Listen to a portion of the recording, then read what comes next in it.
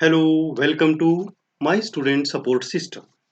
आज की इस क्लास में हम ओम्फेलोसील जो एक चाइल्डहुड डिसऑर्डर है उसके बारे में डिस्कस करेंगे। यह लेक्चर आप हिंदी में देख रहे हैं। इंग्लिश में इसी लेक्चर को देखने के लिए आप आई बटन पे क्लिक कर सकते हैं, वहां से आपको लिंक मिल जाएगा और आप इस चैनल को भी विजिट कर सकते हैं, माय स्टूडेंट सपोर्ट सिस्टम। ओम्फेलोसील क्या होता है?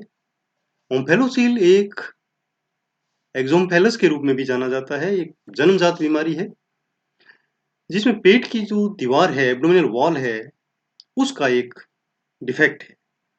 इसमें जो एब्डोमिनल वॉल है वो कंप्लीट डेवलप नहीं हो पाती है और उसके कारण जो एब्डोमिनल ऑर्गन्स हैं जैसे आंत, यकृत और अन्य अंग गर्भनाल के माध्यम से पेट के बाहर हर्निएट करते हैं या बाहर आ जाते हैं और इन अंगों को एक पतली पारदर्शी मेम्ब्रेन द्वारा कवर्ड होता है जो नॉर्मली टूटा हुआ नहीं होता है, पूरा कवर्ड ही होता है और इस मेम्ब्रेन को हम ओम्फेलोसील सैक कहते हैं।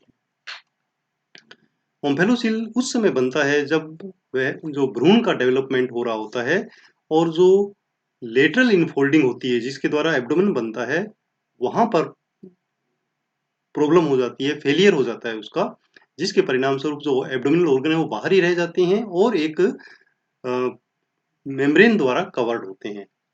इस मेम्ब्रेन को हम ओम्फेलोसील सैक या ओम्फेलोसील थैली कहते हैं। कई बार ओम्फेलोसील बहुत ही छोटा होता है और ये नॉर्मली 8 से 11 सप्ताह का जो गर्भ होता है उस समय बनता है, क्योंकि शुरू में तो 3 से 4 वाली जो लेटरल इनफोल्डिंग होती है वो कंप्लीट हो जाती है, बट जो 8 से 11 हफ्ते के बीच जो अम्बिलिकल रिंग क्लोज होनी होती है वो प्रॉपर नहीं होती, जिसके कारण एक छोटा सा ऑक्जेम पैलेस सैक बन जाता है जिसमें केवल स्मॉल इंटेस्टाइन का कुछ पार्ट रहता है। अब आता है कि साइन सिम्टम या लक्षण क्या होंगे ओम्फेलोसील के। तो ओम्फेलोसील का ज़्यादा कुछ लक्षण नहीं होते हैं क्योंकि तुरंत ही हमें पता लग जाता है इस बीमारी का और उसका ट्रीटमेंट भी नॉर्मली सेम डे शुरू हो जाता है और कोई लक्षण उसमें देखने की भी जरूरत नहीं होती है, क्योंकि अगर आपको ओम्फेलोसील सैक एब्डोमिनल कैविटी के बाहर दिखाई दे रहा है तो इसको तुरंत पहचाना जा सकता है कि यस इट इज ओम्फेलोसील। तो ओम्फेलोसील के लिए अन्य कोई लक्षण की जरूरत नहीं है। डायग्नोस्टिक इन्वेस्टिगेशन क्या करेंगे? अभी जैसे मैंने आपको बताया कि एक्सोम्फेलस सैक यदि है तो ये कंफर्म डायग्नोसिस है कि ये ओक्जेम्फेलस है या ओम्फेलोसील है। वैसे इसका जो डायग्नोसिस है वो जन्म से पहले भी कर सकते हैं। अल्ट्रासाउंड जब करते हैं तब फीटस में जो काफी जो जन्मजात बीमारियां हैं इंक्लूडिंग ओम्फेलोसील उसका पता लगाया जा सकता है। अब आते हैं उनकी ट्रीटमेंट। ट्रीटमेंट क्या होगा? इसका जो ट्रीटमेंट है वो केवल सर्जिकल मैनेजमेंट है और तुरंत किया जाता है, सेम डे ही सर्जिकल मैनेजमेंट इसका नॉर्मली किया जाता है। ओम्फेलोसील का उपचार या जो ऑपरेशन का टाइप है वो डिपेंड करता है कि बच्चे का जो स्वास्थ्य कैसा है, उसकी रेस्पिरेटरी कंडीशन कैसी है और जो ओम्फेलोसील है उसका आकार या साइज क्या है, कौन कौन से ऑर्गन उसके अंदर है, इसके ऊपर डिपेंड करता है।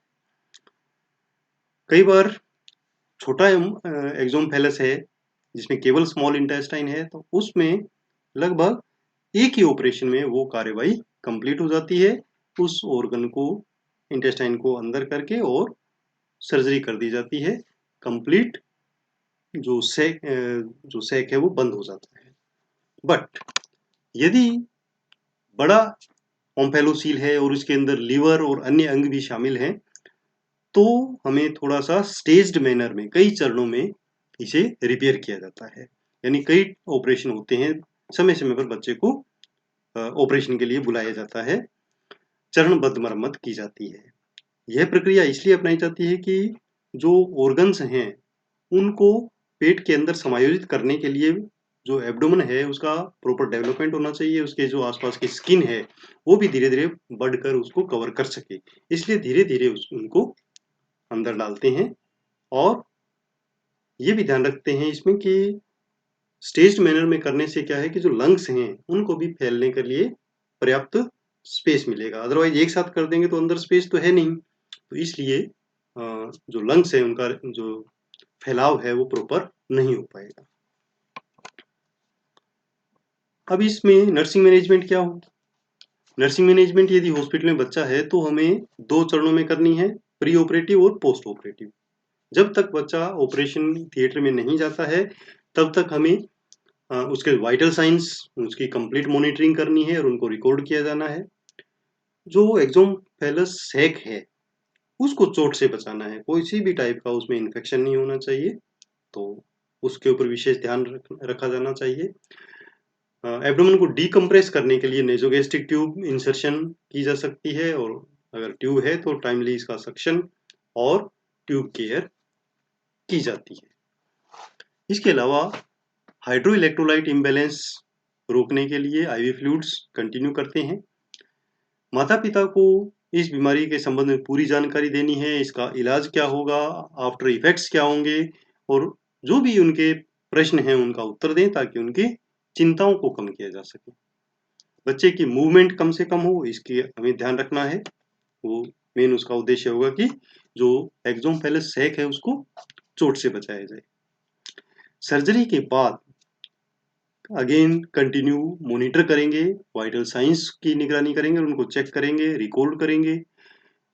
सर्जिकल साइट को भी हमें ध्यान से रखना है, उसको ऑब्जर्व करना है, पेट में कोई स्वेलिंग हो रही है नहीं, उसको ऑब्जर्व करेंगे।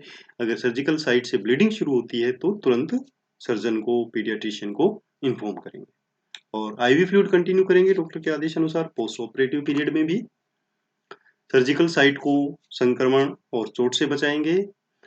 माता पिता को फॉलोअप केयर के बारे में जरूर बताएंगे, और स्पेशली अगर स्टेज्ड रिपेयर है तो उनको क्लियर बताएंगे कि जब तक कंप्लीट प्रोसीजर, कंप्लीट इसके स्टेप्स नहीं हो जाते हैं, आपको रेगुलरली हॉस्पिटल विजिट करना है, और घर पर वो क्या केयर करेंगे उसके बारे में भी उनको इन्फॉर्म करेंगे। अन्य नर्सिंग देखभाल में हम सारी वो केयर करेंगे जो एक हॉस्पिटलाइज्ड चाइल्ड की जानी चाहिए, और उन सारे पॉइंट्स के बारे में हमने डिस्कस किया हुआ है पिछली क्लास में। वो लेक्चर भी आप जरूर देखें, उसके लिए आप इस आई बटन पे क्लिक कर सकते हैं, वहां से आपको उसका लिंक मिल जाएगा। धन्यवाद। आप सोशल मीडिया पर भी इस चैनल से संबंधित जानकारी ले सकते हैं, जैसे YouTube my student support system होगा, फेसबुक ग्रुप में आप नर्सिंग नोट लिखेंगे और ये आपको आइकन दिखेगा तो आप इसको ज्वाइन कीजिए। ब्लॉगर पर आपको नोट्स मिलेंगे, नोट्स बनाने में आपको हेल्प मिलेगी, माई नर्सिंग स्टूडेंट्स blogspot.com। ट्विटर पर भी आप लेटेस्ट अपडेट के लिए फॉलो कर सकते हैं @student_support, और इंस्टाग्राम पर भी my student support system _nursing. धन्यवाद। आपका दिन शुभ हो।